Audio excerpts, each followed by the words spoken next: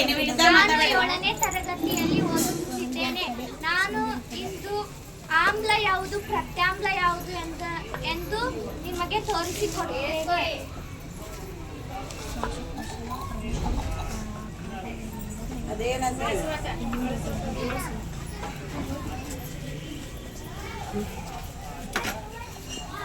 ಇದು ನಿಂಬೆಹಣ್ಣು ಆಮ್ಲ, ಇದು ಅರಿಶಿನ ಸೂಚಕ.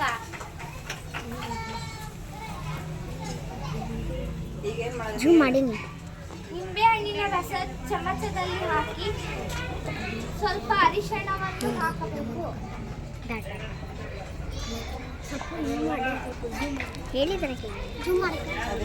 ಇದು ಲಿಟ್ಮಸ್ ಕಾಗದ. ಕೆಂಪು ಲಿಟ್ಮಸ್ ಕಾಗದ. ಇದು ಆಮ್ಲನ ಪ್ರತ್ಯಾಮ್ಲನ ಎಂದು ಇದರಲ್ಲಿ ಬೆರೆಸಿ ನೋಡೋಣ.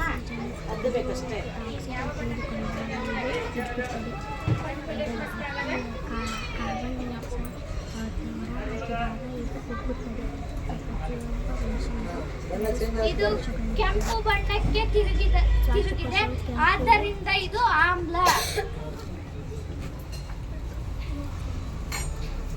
ನೆಕ್ಸ್ಟ್ ನಾವು ಸೋಡಾವನ್ನು ತೆಗೆದುಕೊಂಡು ನೋಡೋಣ.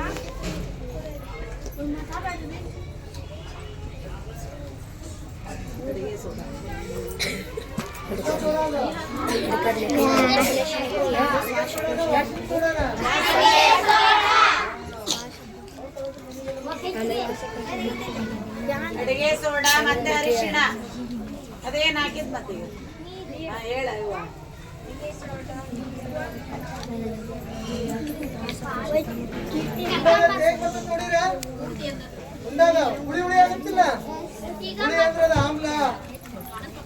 ಈಗ ಮತ್ತೊಂದು ಲಿಟ್ಮಸ್ ಕೆಂಪು ಲಿಟ್ಮಸ್ ಏನ್ ಅಡ್ಡ ಬರ್ತಿರ್ಬೇವ ನೀವು.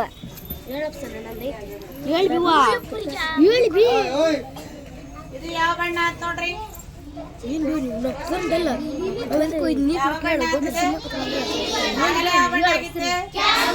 ಕೆಂಪಾದ್ರೆ ಏನಂತ ಹೇಳಿದ್ರ ಅದಕ್ಕ ನೀಲಿ ಆತೀಗ. ಇದಕ್ಕೆ ಏನಂತ